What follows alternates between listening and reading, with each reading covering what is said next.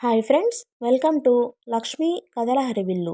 మనం ఇప్పుడు ఎద్దనపూడి సులోచనారాణి గారిచే రచింపబడిన కీర్తి కిరీటాలు అనే నవల గురించి చెప్పుకుంటున్నాం కదండి. ఆలస్యం చేయకుండా నెక్స్ట్ పార్ట్లోకి వెళ్దామండి. వెళ్లే ముందు అందరికీ ఒక రిక్వెస్ట్ అండి. ఎవరైనా సబ్స్క్రైబ్ చేసుకోకుండా చూస్తున్నట్లయితే ప్లీజ్ దయచేసి సబ్స్క్రైబ్ చేసుకోండి. అది నాకెంతో ప్రోత్సాహాన్ని ఇస్తుందండి. అలాగే వీడియో నచ్చినట్లయితే మీ ఫ్రెండ్స్కి, ఫ్యామిలీ మెంబర్స్కి షేర్ చేయండి. రాజ్యలక్ష్మి గదిలో ఒంటరిగా మంచం మీద పడి హృదయ విదారకంగా నిస్సహాయంగా ఏడవసాగింది. తను ఆశించి వచ్చిందేమిటి? కళ్ల ముందు జరుగుతున్నదేమిటి? కిషోర్ లేకుండా తను ఇండియా రావడానికి ఎంత ప్రయత్నించింది? కిషోర్తో తెగతెంపులు చేసుకుని తను సరాసరి ఇందిరమ్మ దగ్గరికి వచ్చేసి ఉండడానికి నిర్ణయించుకుంది. దీనికి కిషోర్ ఒప్పుకోలేదు. అతను ఒప్పుకోవడానికి 4 సంవత్సరాలు పట్టింది. కిషోర్ చివరికి అంగీకరించాడు. అది విని తను ఎంత ఆనందించింది! ఆ పీడ అక్కడే తొలగించుకుని రావాలని భావించింది. అందుకే అతను పెట్టిన షరతులకు ఒప్పుకుని అతను కోరిన డబ్బు ఇచ్చేసింది. కానీ తీరా బయలుదేరే రోజున కానీ కిషోర్ తనతో వస్తున్నాడని తెలియలేదు. అతను అలా రావడానికి సిద్ధపడే తన ప్రయాణానికి అంగీకరించాడని అప్పుడు కానీ తెలియలేదు. అతని మోసాన్ని అసహించుకుంది, తిట్టింది. కానీ అతను లక్ష్య పెట్టలేదు, సిగ్గుపడలేదు. ఇండియా రాగానే అతని ప్రవర్తనని మార్చేసుకున్నాడు. ఎన్నడూ లేనిది తన పట్ల అణకువ, విధేయత ప్రకటించడం ప్రారంభించాడు. పైకి తన ఆరోగ్యం మీద ఎంతో శ్రద్ధ ఉన్నట్లుగా నటన. లోపల ఆ రూపంగా తనని ఒంటరిగా ఎక్కడికి కదలనీయకుండా కాపలా. వచ్చిన ఇన్ని రోజుల నుంచి ఒక్కసారి స్వర్ణతో ఒంటరిగా మాట్లాడే అవకాశమే చిక్కలేదు. కిషోర్ చిక్కనీయడం లేదు. అతను చూపే సభ్యత, సంస్కారాలు ఇంద్రజాలంలా ఇందిరమ్మ కూడా పడిపోయింది. ఆవిడతో అతను ఏం చెప్పాడో ఏమో గాని ఆవిడ స్వర్ణని ఒకనాడు కూడా ఒంటరిగా తన దగ్గరకు రానియ్యడం లేదు. వరద నీటిలో పడి కొట్టుకుపోతున్న మనిషి దూరంగా బలమైన కొమ్మ ఆధారంగా కనిపిస్తే అటు వెళ్ళాలని, దాన్ని అందుకోవాలని ప్రాణానికి తెగించి ప్రయత్నిస్తున్నట్లుగా ఆవిడ ఈ పరిస్థితి మధ్య స్వర్ణకి దగ్గరగా రావాలని, ఈ విషవలయాన్ని చెప్పాలని వెర్రిదానిలా ప్రయత్నిస్తోంది. స్వర్ణ మామూలు అందరి ఆడపిల్లల్లా కాదు, తెలివిగల వ్యక్తిత్వం కలది. ఈ సంగతి తెలిస్తే తప్పకుండా తనకి అండగా నిలబడుతుంది. ఈ అన్యాయాన్ని ఎదుర్కొంటుంది. కానీ ఆ విషయం స్వర్ణకి తెలియజేయడం ఎలా? అదే పెద్ద సమస్య అయిపోయింది. అంతో ఇంతో అనుభవం గల ఇందిరమ్మ కూడా కిషోర్ పై మెరుగులు చూసి, తీపి తీపి మాటలు విని మోసపోయింది. తన కూతురు భవిష్యత్తును అఘాతంలోకి తోయడానికి తనే సిద్ధమవుతుంది. ఇప్పుడేం చెప్పినా ఆవిడ తలకి ఎక్కదు. తను ఈ పెళ్లి ప్రస్తావన చేయడానికి కల్పించిన కథ అనుకుంటుంది. ఈ విషయం స్వర్ణకి తెలియాలి. తను రామదాసు చేత వ్రాయించి పోస్టు చేయించిన ఆకాశరామన్న ఉత్తరం అందిందో లేదో. ఇన్నాళ్ళు అందకుండా ఉంటుందా? అందిన తర్వాతనే ఈ పెళ్లి నిశ్చయం అయి ఉంటే ఆ ఉత్తరం ఎవరో గిట్టని వాళ్ళు వ్రాసారని అనుకోలేదు కదా. రాజ్యలక్ష్మి ఏడుపు ఉధృతం తగ్గింది. ఇప్పుడు అన్నిటికంటే స్వర్ణని ఈ పెళ్లి నుంచి తప్పించడమే ముఖ్యమైన సమస్య అయిపోయింది. పిచ్చిపిల్ల, ఎంత అమాయకురాలు! సాయంత్రం వచ్చి, ఆంటీ, నేను నీ కోడల్ని అవుతున్నాను, ఇక నీ దగ్గరే ఉంటాను అంటూ ఎంతో ఆనందంగా చెప్పింది. వెంట కిషోర్ ఉన్నాడు. ఏం చెప్పడానికి తనకి నోటి నుంచి మాటే రాలేదు. స్వర్ణ కూర్చున్న ఆ కాసేపట్లో స్వర్ణను హెచ్చరించాలి, ఈ పెళ్లి నుంచి తప్పించాలి అనే ఆందోళనలోనే ఉంది. రాజ్యలక్ష్మి దగ్గరికి ఎవరు వచ్చినా కిషోర్ వెంటే ఉంటాడు. అతను లేని వేళలో ఆయా కాపలాగా ఉంటుంది. అది రాక్షసిలా ఒక్క క్షణం కూడా తనను వదిలి ఎక్కడికి వెళ్ళదు. ఫోన్లో మాట్లాడుదామా అంటే క్రిందకు దిగి వెళ్ళాలి. అది అసంభవం. ఎలా? ఏం చేయడం? స్వర్ణ మళ్ళీ త్వరలోనే నాట్య ప్రదర్శనలు ఇవ్వడానికి దక్షిణ దేశం టూర్ వెళ్తుంది. అక్కడ నుంచి తిరిగి రాగానే కూచిపూడి వెళ్ళిపోతుందట. అక్కడ 2-3 వారాలు ఉండి అదేదో నాట్యంలో ప్రత్యేక బాణీ నేర్చుకుంటుందట. ఈ ప్రోగ్రాంతో ఊపిరాడకుండా పరుగులు పెడుతున్న స్వర్ణని ఒంటరిగా కలుసుకోవడం ఎలా? అసలు ఆ అవకాశం చిక్కుతుందా? ఆవిడ మనసు అల్లకల్లోలంగా ఉంది. ఇంతలో ఆయా అక్కడికి వచ్చింది. ఆమె చేతిలో మందు, మంచినీళ్ళు ఉన్నాయి. అమ్మగారు, మందు వేసుకోండి, ఎంతో వినయంగా అంది. అక్కడ పెట్టి వెళ్ళు. ఆయా కొద్దిసేపు తటపటాయించింది. తర్వాత అక్కడ పెట్టి వెళ్ళిపోయింది. రాజ్యలక్ష్మి కొంగుతో కళ్ళు తుడుచుకుని లేచి కూర్చుంది. అక్కడ ఎదురుగా పెట్టి ఉన్న మాత్రను చూడగానే ఆవిడ కనుబొమలు ముడుచుకున్నాయి. దాన్ని చేతిలోకి తీసుకుని తదేకంగా చూసింది. సందేహం లేదు, మళ్ళీ అదే మాత్ర. 4 రోజుల క్రితం ఆయా డాక్టర్ గారు ముందు మార్చారని ఈ మాత్ర తెచ్చి ఇచ్చింది. అది వేసుకున్న 10 నిమిషాలకి పుస్తకం చదువుకుంటూ కూర్చున్నదల్లా కళ్ళ ముందు అక్షరాలు చెదిరి అల్లుకుపోయినట్లు అవసాగాయి. కుర్చీలో నుంచి లేస్తే కళ్ళు తిరగడం, ఒళ్ళు తూలడం ప్రారంభించింది. చెవుల్లో ఏదో హోరు. కళ్ళ ముందు అన్నీ ఏవేవో రంగులు, రకరకాల ముఖాలు. కంగారులో భయంగా కేకలు పెట్టింది. ఆయా పరిగెత్తుకు వచ్చింది. తనకి ఏమీ కనిపించడం లేదని అంది. మెట్లు దిగి ఎక్కడికో వెళ్ళిపోవాలనే ఆరాటం. ఆయా ఆపుతుంటే కోపంగా తోసేసింది. ఎప్పుడూ అంత నీరసంగా లేవలేనట్లుగా ఉండే శరీరం పిచ్చి బలం వచ్చేసింది. క్రిందకి గబగబా వెళ్ళిపోతుంటే ఆయా ఆపలేకపోయింది. దాసు ఎదురు పరిగెత్తుకు వచ్చి పట్టుకున్నాడు. అమ్మగారు, ఏమిటిది అన్నాడు భయంగా. నాకు పిచ్చెక్కింది దాసు. అతన్ని పట్టుకుని ఏడవసాగింది. ఒక్క క్షణం తనేం చేస్తుంది తెలుస్తుంది. మరు క్షణం తనేం చేస్తుందో స్పృహ ఉండడం లేదు. మనస్సు వశంలో ఉండడం లేదు. అదుపు తప్పుతుంది. అంతా పిచ్చి పిచ్చిగా అనిపించింది. దాసు, ఆయా పైకి గదిలోకి బలవంతంగా ఈడ్చుకు వచ్చారు. దాసుని ఎక్కడికి వెళ్ళవద్దని, తన ఎదుటనే ఉండమని అంది. మర్నాడు ఆయా ఇదంతా చెబుతుంటే ప్రాణం సిగ్గుతో చచ్చిపోయినట్లుగా అయింది. మర్నాడంతా నీరసంగా మంచంలోనే లేవలేనట్లుగా తోటకూర గాడలా వేళ్లాడుతూ పడుకునే ఉంది. వారు వస్తాడని అన్నారు గాని ఆయన రానేలేదు. ఆ మర్నాడు ఆయా మందు తెచ్చి ఇచ్చింది. రాజ్యలక్ష్మి వేసుకోలేదు. ఆ రోజంతా మామూలుగానే ఉంది. 3వ రోజు వేసుకుంది. మళ్ళీ మొదలైంది. రాజ్యలక్ష్మి ఇక ఆ మందు వేసుకోదలుచుకోలేదు. కానీ వేసుకోను అంటే ఆయా బలవంతంగా మింగిస్తుందేమోనని భయంతో అక్కడ పెట్టమని ఆయా వెళ్ళగానే పారేసింది. ఈరోజు కూడా అదే పని చేసింది. ఆయా గదిలో నుంచి వెళ్ళిపోగానే ఆ మాత్ర పట్టుకుని బాత్రూంలోకి వచ్చింది. దాన్ని ఫ్లష్ అవుట్లోకి జారవిడిచి బటన్ నొక్కింది.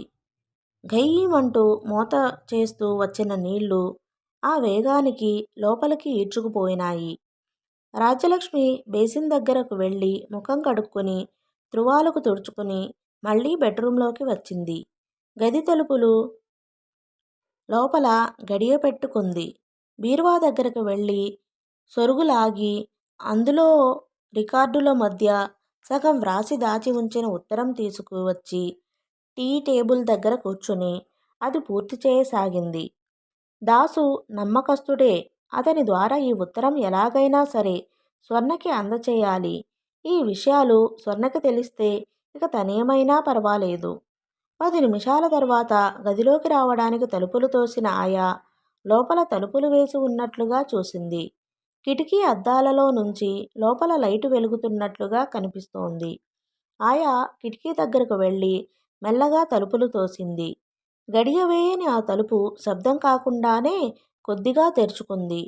అందులో నుంచి చూసిన ఆయాకి గదిలో కిటికీ దగ్గర అటువైపు వీపు పెట్టి కూర్చుని నిర్వికారంగా వ్రాసుకుంటూ కూర్చున్న రాజ్యలక్ష్మి కనిపించింది. క్షణకాలం ఆశ్చర్యంగా ఆవిడను చూసిన ఆయా కిటికీ తలుపులు దగ్గరగా లాగి చప్పుడు కానీయకుండా మునివేళ్ల మీద నడుస్తున్నట్లుగా మెట్ల మీద నుంచి దిగి కింద ఉన్న కిషోర్ గదిలోకి వచ్చింది. అతను నైట్ డ్రెస్ ధరించి పడుకోవడానికి సిద్ధమవుతున్నాడు. ఆయా గదిలోకి రాగానే అతను ఆతురతగా ఎదురు వచ్చాడు. ఏమిటి, ఏమైనా గొడవ చేస్తుందా? ఆయా కాదన్నట్లు తల తిప్పింది. అతని కళ్ళలో ఆశాభంగం కనిపించింది. లేదా, మందు ఇచ్చావా? ఇచ్చాను. ఏం చేస్తోంది? కూర్చుని రాసుకుంటుంది. రాసుకుంటోందా? అతని కనుబొమలు ముడిపడినాయి. ఏమై ఉంటుంది? ఏమో, నాకు తెలియదు.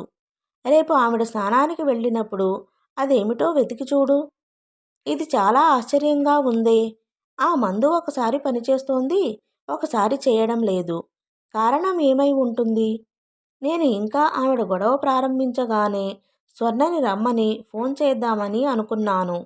అసలు ఆవిడ ఆ మందు వేసుకుందా? నువ్వు చూసావా? ఉహుం, అక్కడ పెట్టమంటే పెట్టి వచ్చాను.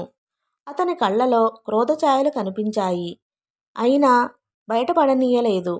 రేపట్నుంచి ఆవిడ వేసుకునే వరకు నువ్వు అక్కడే ఉండు, కదిలి రాకు. నా అనుమానం ఆవిడ వేసుకోవడం లేదని. సరే, వెళ్ళబోయింది. అతను మరీ గట్టిగా లాగకపోయినా బలంగా లాగినట్లే మీద పడింది. కానీ అతను చేసిన ఈ పని ఇష్టం లేనట్లుగా చురచురా చూసింది. పెళ్లి చేసుకోబోతున్న పెద్ద మనిషి చేయాల్సిన పని కాదిది. పెళ్ళి శరీరానికి, మనసుకు కాదు.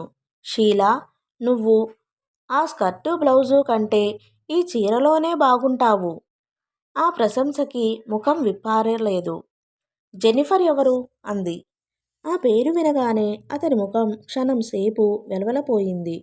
అది కప్పిపుచ్చుకోవడానికి వెంటనే బిగ్గరగా నవ్వేశాడు. అమ్మదొంగ, అన్నీ చాటు నుంచే వింటున్నావన్న మాట. మీరు నేర్పిన విద్యేగా. ఎవరా జెన్నిఫర్? నా ఫ్రెండ్. మీకు చాలామంది ఫ్రెండ్స్ ఉన్నారన్నమాట. ఫ్రెండ్స్ ఉన్నారు, కానీ ప్రియురాళ్ళు లేరు. నువ్వు అందులో దానివే. భేష్. ఫ్రెండ్, ప్రియురాలు, భార్య, ఎంతమంది నీకు కావాలి? మగవాడి జీవితం అరలు అరలుగా ఉంటుంది. ఏ అరలో ఎప్పుడైనా దానికి తగిన స్త్రీ పక్కనుండాలి. ఫ్రెండ్ ప్రియురాలు కాలేదు, ప్రియురాలు భార్య కాలేదు. నేను పెళ్లి చేసుకుంటున్నానని నువ్వేమీ ఈర్ష్యపడనవసరం లేదులే. నేను ఈ పెళ్లి నీకోసమే చేసుకుంటున్నాను. నా కోసమా? మరింకెవరి కోసం? నేను ఇక్కడే స్థిరపడిపోతాను. నువ్వు పేరుకు ఆయాగానైనా నా దగ్గరే శాశ్వతంగా ఉండిపోవచ్చు. నల్లటి ముఖంలో ఆశ రెపరెపలాడింది. బాగుంది. మీ అమ్మగారు మీ దగ్గర లేని నాడు నేను నీ ఇంట్లో ఎలా ఉండగలను? అందుకేగా నేను పెళ్లి చేసుకుంటుంది. అమ్మ లేకపోతేనేం? ఈ లోపల నాకు పిల్లలు పుట్టరా? వాళ్ళని చూడడానికి మనిషి అవసరం కాదా? అతను కాంక్షగా నునుపైన నల్లటి శరీరాన్ని చేతులతో చుట్టేశాడు. షీలా, నువ్వు ఒట్టి పిచ్చిదానివి. అంత అందగత్తె అయినా, తెలివిగలదైనా నా భార్య అనగానే మోజుపోతుంది. మగవాడి జీవితంలో ప్రియురాలికి ఉండే విలువ, చొరవ భార్యకి ఉండవు. అయినా ఇందులో నా తప్పేముంది చెప్పు? నువ్వు పిల్ల తల్లివి. ఒకసారి జైలుకు వెళ్ళి వచ్చిన దానివి.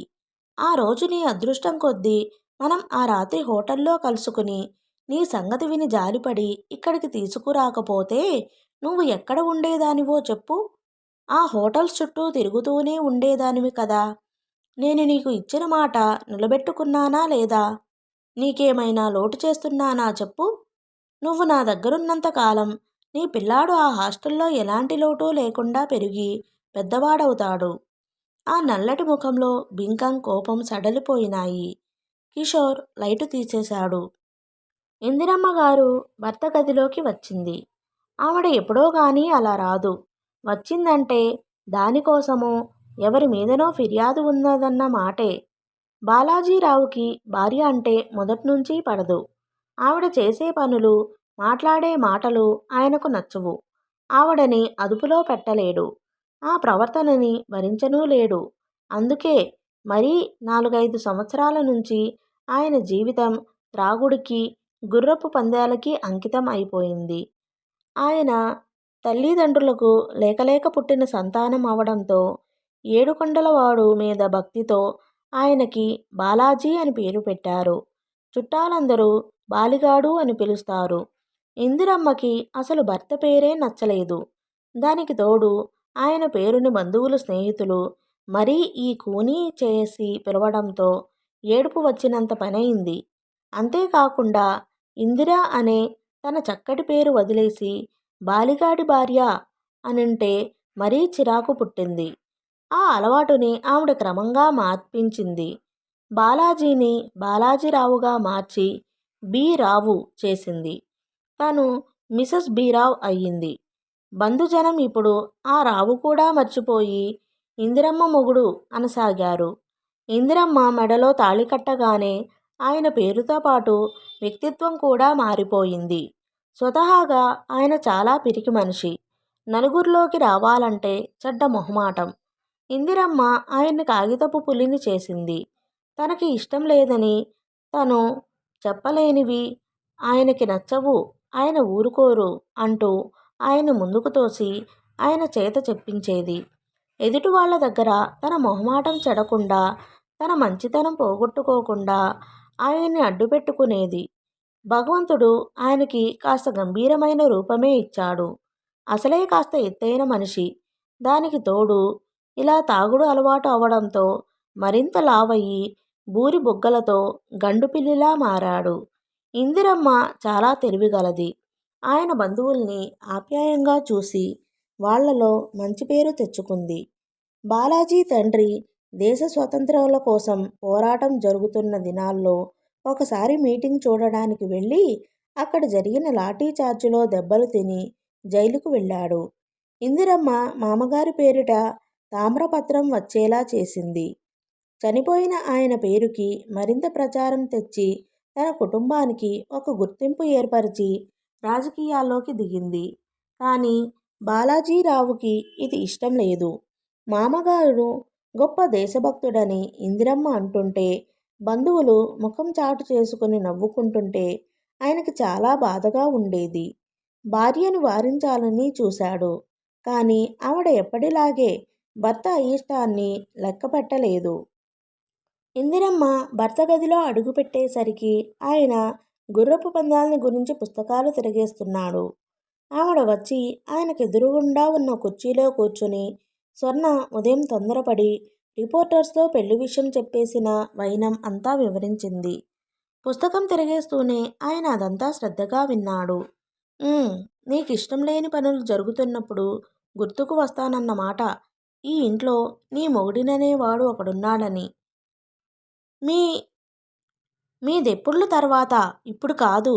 అయినా మిమ్మల్ని నేను మాత్రం ఎప్పుడు కాదన్నాను? మీ గుర్రపందేలకి, తాగుడికి, పార్టీలకి అడిగినప్పుడల్లా డబ్బు ఇస్తూనే ఉన్నానుగా. అవి నాకు అసలు ఎందుకు అలవాటైనాయి? తిని కూర్చోలేక. నేను ఆ మాట అంటే మీకు కోపం. నేను ఈ రాజకీయాల్లోకి దిగడం ఇష్టం లేదంటారు. అంతేగా? మీరే కాదులేండి, ఏ మొగుడైనా ఇంతే. భార్య కాస్త తెలివిగలది అయితే తనకేదో చిన్నతనం జరిగినట్లుగా భావించి విలవిలలాడిపోతాడు. ఇది లోకంలో ఉన్న రివాజే. అయినా ఇందులో మీరు అంతగా బాధపడాల్సిన విషయం ఏమాత్రమూ లేదు. నేనేమైనా కాని పని చేస్తున్నానా? మీ వంశానికి పేరు తెస్తున్నాను. చచ్చిపోయిన మీ నాన్నగారి పేరుకి మరింత గౌరవం తెస్తున్నాను. ఏం, నేను పాలిటిక్స్లోకి ఎందుకు దిగకూడదు? ఆడవాళ్ళు వంట ఇంట్లో కుంపటి విసురుకుంటూ కూర్చునే రోజులు కావివి. కాదులే, ఏదైనా పదవిలో ఉంటే చుట్టూ నలుగురు నీకే విసురుతారు వింజామర్లు వ్యంగ్యంగా అన్నాడు. మీరేమైనా అనండి, ఇందులో మనం పెద్దగా కష్టపడాల్సింది కూడా ఏమీ లేదు. మీ నాన్నగారి పేరు మూలంగా మనకు గుర్తింపు ఉంది. మనల్ని ఉత్సాహపరిచి సాయం చేస్తామంటున్న బంధువులు ఉన్నారు. మనం కాస్త సామర్థ్యంగా పరిస్థితుల్ని వాళ్ళని ఉపయోగించుకోవాలి కానీ. ఉన్నారు. ఆయన చేతిలో పుస్తకం మంచం మీద గిరాటు కొట్టి చర్రున లేచి కూర్చున్నాడు. ఉన్నార్లే, చాలామంది ఉన్నారు. వాళ్ళని నువ్వు ఉపయోగించుకుంటున్నావా? ఒక్కసారి ఆలోచించుకుని చూడు, నీకే తెలుస్తుంది. నీకు పరువు ప్రతిష్టల కోసం, ఆ బోడి గొప్పల కోసం నువ్వు స్వంత డబ్బు లంచాలు పెట్టి ఆర్మీ వాళ్ళకి ఉద్యోగాలు ఇప్పిస్తున్నావు. ఇందిరమ్మ మంచిది అనిపించుకోవాలనే తపనలో వాళ్ళ పిల్లలు కాలేజీ సీట్ల కోసం, అమ్మాయిల సంబంధాల కోసం, వాళ్ళకి హౌసింగ్ బోర్డులో రావాల్సిన ఇళ్ల కోసం పక్షిలా తిరుగుతున్నావు. ఎందుకే ఈ డంబాచారం? ఎందుకీ ఇదంతా? నువ్విప్పుడు ఎమ్మెల్యేగా నిలబడకపోతే ఏమైంది? ఎంత డబ్బు తగలేస్తున్నావో నీకు తెలుసా? పైన పటారం లోన లోటారం అన్నట్లుగా ఉంది మన పని. బంగారం లాంటి ఇల్లు కట్టుకున్నాం, కానీ ఏం లాభం? ఏమైనా శాంతి ఉందా? దానిమీద ఎన్ని అప్పులున్నాయి? ఇంటి నిండా ఎప్పుడు చూసినా సంతలా ఈ గోల ఎందుకు? వాళ్ళు మన మీద చూపిస్తున్న ప్రేమంతా నిజమే అనుకుంటున్నావా? వాళ్ళ అవసరాలకి వచ్చి వెళ్తున్నారు. నీ రాజకీయాల పిచ్చి మూలంగా స్వర్ణ సంపాదించిన డబ్బంతా అయిపోతుంది. చిల్లుకుండలో నీళ్లు ఎన్నాళ్ళు నిలుస్తాయో. ఎప్పుడో ఒకసారి ఒట్టిపోక తప్పదు. అప్పుడు నువ్వు ఏడుస్తుంటే చూడడానికి కూడా నేనుండను. ఈ లోపలే సన్యాసం పుచ్చుకుని పోతాను. స్వర్ణ కిషోర్ని చేసుకుంటానని చెప్పేసిందంటున్నావా? చాలా మంచి పని చేసింది. దాని పెళ్లి త్వరగా అయిపోతేనే నయం. తర్వాత మన కర్మ ఎట్లా బద్దలయ్యినా పర్వాలేదు. ఆయన లేచి గదిలో అటూ ఇటూ తిరగసాగాడు. బాగుందండి మీ వరుస. నేను చెప్పిన సంగతేమిటి? మీరు విప్పిన పురాణం ఏమిటి? అందుకే మీతో ఏదైనా చెప్పాలంటేనే నాకు విసుగు. ఆవిడ చిరాకు పడింది. నిన్ను అట్టే విసిగించను గాని నన్నేం చెయ్యమంటావో చెప్పు. స్వర్ణను పిలిచి కేకలు వేయండి. మీరు మందలిస్తే అది కాస్త అణుగుతుంది. ఏ విషయంలో? అబ్బబ్బా! ఆవిడ నుదురు కొట్టుకుంది. పెళ్లి విషయంలో అని ఇప్పుడేగా చెప్పాను. నువ్వేగా ఆ కిషోర్ని వెంటేసుకుని మా అల్లుడంటూ అందరికీ చెప్పి అన్ని చోట్లకి తిప్పావు. మళ్ళీ ఇంతలోనే ఏమొచ్చింది? మీతో నేను వాగలేనండి. ఆ గొడవంతా మీకిప్పుడు చెప్పినా మీ బుర్రకి ఎక్కదు కానీ నేను చెప్పినట్లు చేయండి. అసలు ఏం చేశాడో చెప్పవేం? ఆయన గయ్యమన్నాడు. ఏం చేశాడేమిటి? నాకు తెలియకుండా స్వర్ణ చేత అజంతా నాట్యమండలి అని ఒకటి తెరిపించాడా లేదా? ఆవిడ చర్రుమంది. తెరిపించాడు. దానికి నేనేగా ప్రారంభోత్సవం చేసింది. చాలా గొప్ప పని చేశారు. పోనీ మీరైనా నాకు ఒక చిన్న మాటైనా చెప్పారా? చెప్పడానికి నువ్వు ఇంట్లో ఉంటేగా. ఆ ఎలక్షన్ టూరులో పడి కాకిలా తిరుగుతున్నావయ్యే. అయినా నాకేం తెలుసు? వాళ్ళిద్దరూ నన్ను ఆశ్చర్యపరచాలి చెప్పొద్దంటే నిజమే కాబోలు అని అనుకున్నాను. అయినా నిన్ను కూడా స్టేజి మీదకు పిలిచి దండ వేశారుగా. ఇంకేంటి నీకు కోపం? చాల్లేండి.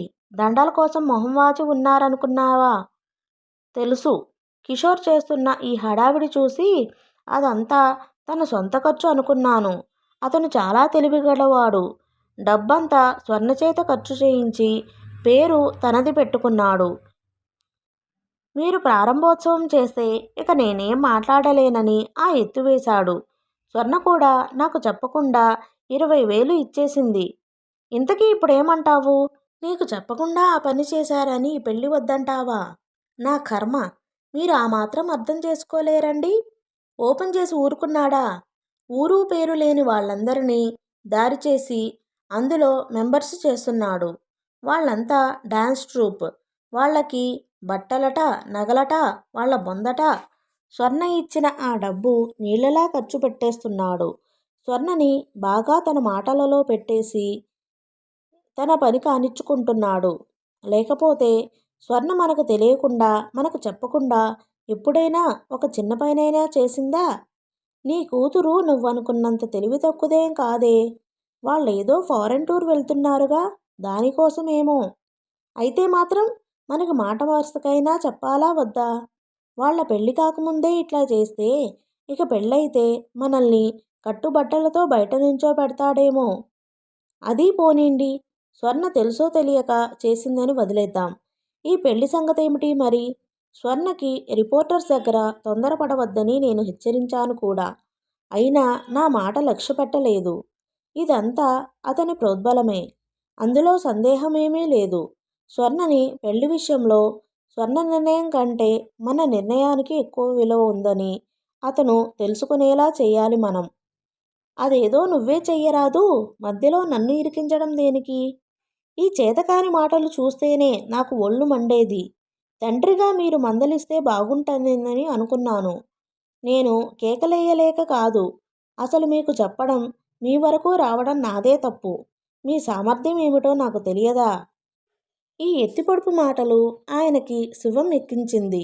గుమ్మం దగ్గరకు వెళ్ళి స్వర్ణ ఇలారా అంటూ అరిచాడు.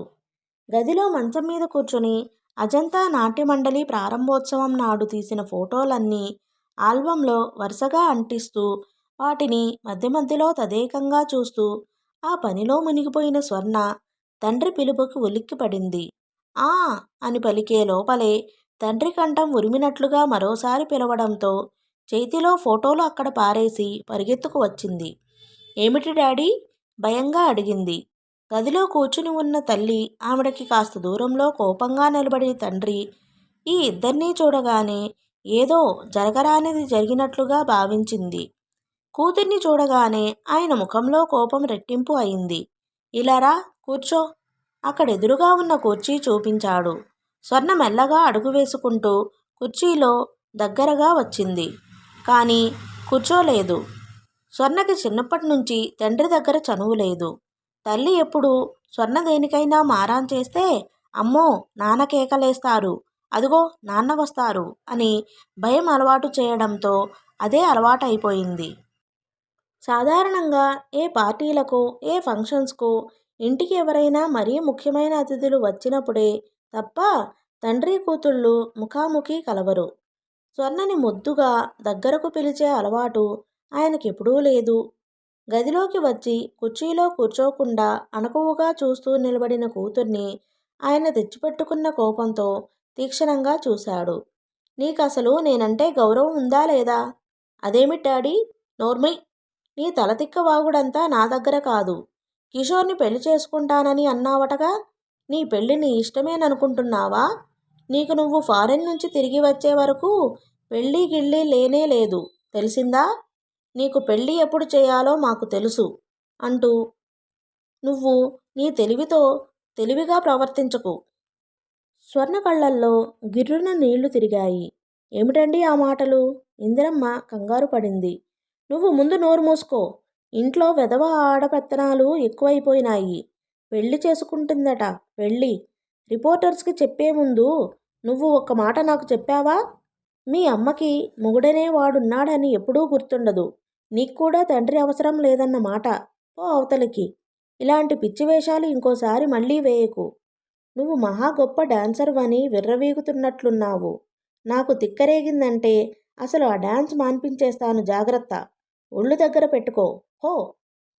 స్వర్ణ కళ్ళనీళ్లు నిగ్రహించుకుంటూ తల ఊపి అక్కడ నుంచి వెళ్ళిపోయింది. ఏంటండి ఆ మాటలు? మీకసలు ఒంటి మీద తెలివి ఉందా? స్వర్ణం వెళ్ళిపోగానే ఇందిరమ్మ చర్రుమని లేచింది. నీ సోదేమిటి మళ్ళీ? కేకలేయమన్నావు, కేకలేశాను. మళ్ళీ ఇదేమిటి? ఏమిటా నా కర్మ? ఆవిడ మళ్ళీ బిగబట్టి అంది. స్వర్ణ కళ్ళనీళ్లతో నైట్ గౌన్ ముడివేసుకుంటోంది. తండ్రి మాటలు స్వర్ణ మనసుని చాలా గాయపరిచినాయి. స్వర్ణకి ఎప్పుడూ ఎవరిచేత విదిలింపులు తినే అలవాటు లేదు. ఇందిరమ్మ గారు కూతురు గదిలోకి వచ్చింది. స్వర్ణ, నాన్నగారి మాటలకి బాధపడుతున్నావా నా తల్లి? స్వర్ణ కిటికీ వైపు తిరిగింది. ఆవిడ కూతురు దగ్గరగా వచ్చింది. చూడమ్మా, నేను చెబుతూనే ఉన్నాను. నువ్వు తొందరపడిపోయావు. నాన్నగారికి చాలా కోపం వచ్చింది. అసలే ఆయన ఆ నాట్యమండలి ఖర్చులకే నువ్వు 20,000 మమ్మల్ని అడగకుండా ఇచ్చేశామని మండిపోతున్నారు. అసలు దీనికంతటికీ కారకుడు ఆ కిషోర్. అతనైనా మాట మాత్రం నాకు చెప్పలేదు. ఇందులో కిషోర్ తప్పేమీ లేదు మమ్మీ. నేను నీకు చెప్పానని అనుకున్నాడు. మరి నువ్వు నాకెందుకు చెప్పలేదు? స్వర్ణ మాట్లాడలేదు. దించిన తల ఎత్తలేదు. నేను ఒప్పుకోనేమోనని భయపడ్డావు, అంతేగా? నువ్వు కరెక్ట్గానే ఆలోచించావు. నేను నిజంగానే ఒప్పుకునేదాన్ని కాను. 20,000 ఎంత కష్టపడితే వస్తాయి చెప్పు? నువ్వు ఫారిన్ వెళ్ళేందుకు నీకు ట్రూప్ కావాలి. నిజమే, నేను కాదనడం లేదు. కానీ దానికోసం ఇంత ఖర్చు దేనికి? ఇంత ఆర్భాటం ఎందుకు? నువ్వు ఫారిన్ వెళితే నీ డాన్స్ ద్వారా నీకు పేరు రావాలి కానీ నీ ట్రూప్లో మిగతా వారి మూలంగా కాదుగా. ఖర్చంతా నీది, కష్టం నీది. చివరికి పేరు వాళ్ళదవుతుంది. ఆ కోమలిని మీ ట్రూప్లో ఎందుకు చేర్చుకున్నట్లు? దానికెంత పొగరుందో నీకు తెలియదు. అది నీ గురించి ఎలా ఈర్ష్యగా దినప్రభ ఇంటర్వ్యూలో మాట్లాడిందో మర్చిపోయావా? ఈ ఫారిన్ టూర్ కోసం మంచి మాటలతో మళ్ళీ నీ దగ్గర చేరింది. అసలు ఈ గొడవంతా మనకెందుకమ్మా? నువ్వు నాన్నగారు కేకలేశారని నీ మనసులో కాస్త కూడా కోపం పెట్టుకోవద్దు. ఆయన నీ మంచి ఆలోచించే అంటున్నారు. స్వర్ణకి హఠాత్తుగా అర్థమైంది. తను చేసిన ఈ పని అసలు తల్లికి నచ్చలేదు. అందుకే ఆయనకు చెప్పి కేకలు వేయించి ఉంటుంది. వెంటనే వెనక్కు తిరిగింది. రోషంగా తల్లిని అడిగేయాలని అనిపించింది. కానీ తమాయించుకుంది. తల్లి అంటే ఉన్న గౌరవాభిమానాలు స్వర్ణని తొందరపడనీయలేదు. అందుకే తిరిగి కూడా మౌనంగా ఉండిపోయింది. ఇందిరమ్మ వెళ్ళబోయే ముందు అంది, చూడమ్మా, నీ సౌత్ టూర్కి వెంట నేను వస్తాను. అదేమిటి మమ్మీ, నీకు ఎలక్షన్ టూర్ ఉంది? క్యాన్సిల్ చేసుకుంటున్నాను. ఈ తిరుగుళ్లలో నాకు చాలా విసుగ్గా అలసటగా ఉంది. కొద్దిగా విశ్రాంతిగానైనా ఉంటుంది. స్వర్ణ మాట్లాడలేదు. ఆ రోజు సాయంత్రమే కిషోర్ ఇంటి దగ్గరకు తీసుకువచ్చి దిగుతున్నప్పుడు చేయి పట్టి ఆపి అన్నాడు, స్వర్ణ, ఇక్కడెక్కడా మనకి స్వతంత్రమే లేదు. మనం ఫారిన్ టూర్ వెళ్ళినప్పుడు హాయిగా స్వేచ్ఛగా ఉందాం. 20వ తేదీన ఎప్పుడు వస్తుందో అని క్షణాలు లెక్క పెట్టుకుంటున్నాను. మధుర దేవాలయం నీకు చాలా ఇష్టమని అంటున్నావుగా. మనం వెళ్ళినప్పుడు ఆమె ముందు నీ వేలికి ఉంగరం పెట్టేస్తాను. అదే మన పెళ్ళి అన్నాడు. తను తల ఊపింది. ఇందిరమ్మ ఆ విషయం మీద ఇక మాట్లాడేదేమీ లేనట్లు వెళ్ళిపోయింది. స్వర్ణ వచ్చి మంచం మీద కూర్చుంది. మనసంతా ఎలాగో అయిపోయింది. సాయంత్రం నుంచి సంతోషంగా ఉన్న మనసు మీద ఒక్కసారి తల్లి తండ్రి ఇద్దరూ ఈ మాటలతో చన్నీళ్లు కుమ్మరించేశారు. స్వర్ణ మంచం మీద నుంచి లేచింది. నైట్ గౌన్ లేసు సరిచేసుకుంటూ కొద్దిసేపు ఆలోచనగా గదిలో అటూ ఇటూ తిరగసాగింది.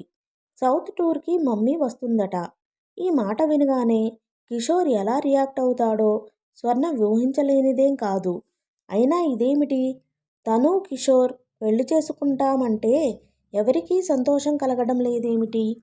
సాయంత్రం ఆంటీ కూడా అంతే. తను చెప్పిన ఈ వార్త విని ఉత్సాహపడలేదు. ఉదాసీనంగా ఉండిపోయింది. ఈ పెద్దవాళ్లంతా ఇంతేనేమో. ఆంటీ కూడా ముందుగా తనకి చెప్పలేదని కోపం వచ్చిందేమో. కిషోర్ కింద స్నేహితులు ఎదురు చూస్తున్నారని త్వరగా రమ్మనమని తొందర చేయబట్టి వచ్చేయాల్సి వచ్చింది. లేకపోతే ఆంటీతో దెబ్బలాడేదే. నా పెళ్ళి నీకిష్టం లేదా ఆంటీ అంటూ నిలదీసేది. స్వర్ణ ఆలోచనలు కిషోర్ వైపు మళ్ళినాయి. అతని మాటలు గుర్తుకు రాగానే స్వర్ణముఖం ప్రసన్నమైంది. కొద్దిసేపు అతనితో మాట్లాడితే గాని ఉండలేనట్లుగా అనిపించింది. ఫోన్ దగ్గరకు వెళ్ళి రిసీవర్ తీసి నంబర్ డయల్ చేయసాగింది. ఫోన్ మోగింది. 1-2 నిమిషాలు అయినాయి కానీ ఎవరూ తీయలేదు. ఫోన్ కిషోర్ పడుకునేటప్పుడు అతని రూంలోనే ఉంటుంది. స్వర్ణ తల తిప్పి టేబుల్ మీద ఉన్న గడియారం చూసింది. టైం కూడా ఎక్కువ కాలేదు. కిషోర్ ఇంట్లో లేడేమో. ఏ స్నేహితులతోనైనా కలిసి రెండో ఆట సినిమాకి వెళ్ళాడేమో. ఫోన్ పెట్టేద్దామా అనుకుంటుండగా ఇంతలో ఎవరో తీశారు.